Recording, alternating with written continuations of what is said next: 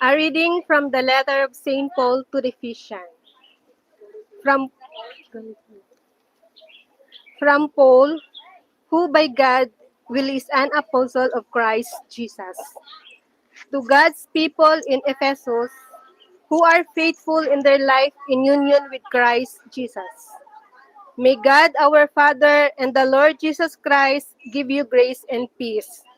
Let us give thanks to the God, Father of our Lord Jesus Christ. For in our union with Christ, He has blessed us by giving us every spiritual blessings, the heavenly world. Even before the world was made, God had already chosen us to be through her union with Christ, so that we would be holy without fault before Him.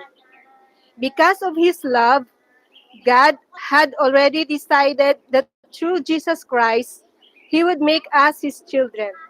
This was His pleasure and purpose. Let us praise God for His glorious grace, for the free gift He gave us in His dear Son.